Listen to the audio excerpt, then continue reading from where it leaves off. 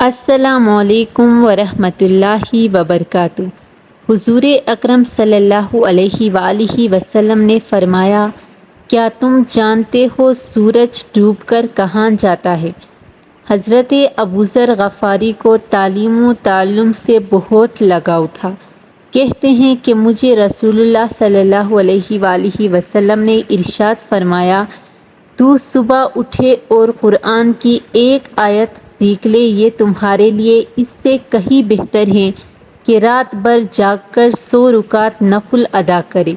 تو دن میں علم کا ایک باب سیکھ لے، جس پر عمل کیا ہو یا نہ کیا ہو، اس سے کہیں بہتر ہے کہ 1000 رکعت نوافل ادا کرے۔ حضرت ابوذر غفاری فرماتے ہیں کہ میں رسول اللہ صلی اللہ علیہ وآلہ وسلم کا ہاتھ پکڑے ہوئے تھا۔ ہم سب مغرب کی طرف رخ کیے پیدل چل رہے تھے۔ سورج سرخ گولے کے مانند نظر رہا تھا۔ ہمارے دیکھتے ہی دیکھتے غروب ہو گیا۔ نبی کریم صلی اللہ علیہ وآلہ وسلم نے مجھ سے پوچھا، تمہیں معلوم ہے کہ سورج ڈوب کر کہاں جاتا ہے؟ میں نے کہا، اللہ اور اس کا رسول بہتر جانتے ہیں۔ فرمایا، سورج سفر کرتا ہوا عرش کے سائے میں سجدہ ریز ہو جاتا ہے، پھر طلوع کی اجازت مانگتا ہے تو اسے اجازت دی جاتی ہے۔ وہ وقت قریب ہے کہ سجدہ کرے گا تو قبول نہ ہوگا، اذن چاہے گا تو نہ ملے گا۔ اسے کہا جائے گا، جہان سے آئے ہو وہی لوٹ جاؤ۔ تب وہ مغرب سے نکلے گا۔ مکہ مکرمہ میں ایک عالم دین کا انتقال ہو گیا۔ انہیں مسلمانوں کے ایک عام قبرستان میں دفن کر دیا گیا۔ ان کی وفات کے کچھ سالوں بعد ایک اور شخص کا انتقال ہو گیا۔ چونکہ عرب کا دستور ہے کہ جب کوئی قبر پرانی ہو جاتی ہے تو پرانے مردے کی جگہ نیا مردہ دفن کر دیتے ہیں، اور اس طرح کئی مردے ایک ہی قبر میں دفن ہوتے جاتے ہیں۔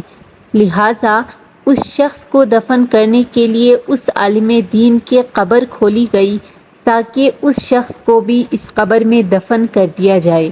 لیکن قبر کھولتے ہی ایک عجیب و غریب منظر نظروں کے سامنے تھا۔ قبر میں اس عالم دین کی میت کی بجائے ایک نہایت حسین لڑکی کی میت تھی، اور وہ لڑکی کسی یورپین ملک کی معلوم ہوتی تھی۔ سب لوگ بہت حیران ہوئے، اور یہ بات تھوڑی ہی دیر میں سارے علاقے میں پھیل گئی کہ فلاں عالم کی قبر میں ان کی میت کی جگہ ایک حسین لڑکی کی لاش ہے۔ لوگ دور دور سے یہ منظر دیکھنے آئے۔ اتفاق سے وہاں یورپ کے کسی ملک سے آنے والے ایک مسلمان سیاح بھی موجود تھا، جو حج کے ارادے سے مکہ آیا ہوا تھا۔ اس نے جب اس لڑکی کی صورت دیکھی تو کہا، میں اس لڑکی کو جانتی ہوں، یہ فرانس کی رہنے والی ہے۔ اس کا سارا گھرانہ عیسائی ہے، لیکن یہ خفیہ مسلمان ہو گئی تھی، اور اس نے مجھ سے بھی اسلام کی کچھ کتابیں پڑھے تھے۔ پھر کچھ دن بعد یہ بیمار ہو کر فوت ہو گئی تو گھر والوں نے اسے عیسائیوں کے قبرستان میں دفن کر دیا تھا، اور اب حیرت ہے کہ اس کی میت یہاں مکہ پہنچی ہوئی ہے۔ لوگوں نے کہا، اس لڑکی کی میت یہاں منتقل ہونے کی وجہ تو سمجھ میں آتی ہے کہ یہ نیک اور مسلم تھی، لیکن پھر عالم دین کی میت کہاں گئی؟ کسی نے کہا، ہو سکتا ہے ان کی میت اس لڑکی کی قبر میں چلی گئی ہو۔ اس سیاح نے کہا، میں حج سے فارغ ہو کر چند دن میں واپس جا رہا ہوں، میں اس لڑکی کے ورثاء سے مل کر اس کی قبر کشائی کر کے دیکھوں گا کہ آخر کیا معاملہ ہے۔ ان لوگوں نے عالم دین کے ورثاء میں سے ایک شخص اس سیاح کے ساتھ بھیج دیا۔ سیاح نے اپنے ملک واپس جا کر لڑکی کے والدین سے سارا قصہ بیان کیا۔ وہ بہت حیران ہوئے۔ چنانچہ انہوں نے لڑکی کی قبر کشائی کی تو حیران کن طور پر لڑکی کے تابوت میں اس عالم دین کی میت تھی، جو مکہ میں دفن ہوا تھا۔ وہ لوگ بہت حیران اور پریشان ہوئے کہ یہ کیا ماجرا ہے۔ مکہ میں جب یہ خبر پہنچی کہ اس عالم دین کی میت عیسائیوں کے قبرستان میں اس لڑکی کی قبر میں ہے تو سب کو بہت حیرانگی ہوئی کہ لڑکی کا یہاں منتقل ہونا تو اس کے مسلمان ہونے اور نیک ہونے کی وجہ سے تھا، لیکن عالم دین سے ایسا کون سا گناہ ہو گیا تھا جس کی وجہ سے انہیں عیسائیوں کے قبرستان میں منتقل کر گیا۔ چنانچہ اس کی بیوی سے پوچھا گیا کہ تیرے شوہر میں ایسی کون سی بات تھی جو اس کے ساتھ یہ معاملہ پیش آیا؟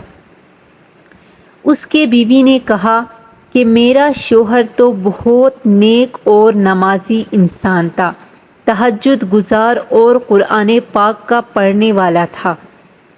لوگوں نے کہا کہ سوچ کر بتاؤ، آخر کوئی تو ایسی بات ہوگی جس وجہ سے یہ اتنا سب کچھ ہو گیا۔ بیوی نے غور کر کے کہا کہ اس کی ایک بات پر میں ہمیشہ کھٹکتی تھی کہ جب بھی اس پر غسل جنابت واجب ہوتا تو وہ نہانے سے پہلے کہتا کہ عیسائیوں کے مذہب میں یہ بات بہت اچھی ہے کہ ان پر یہ غسل واجب نہیں ہے، ہمیں سردی میں بھی نہانا پڑتا ہے۔ ہو سکتا ہے اسی وجہ سے اللہ نے اسے ان کے درمیان ہی پہنچا دیا جن کے طریقے کو وہ پسند کرتا تھا اور اسلامی احکام اسے ٹھیک نہیں لگتے تھے۔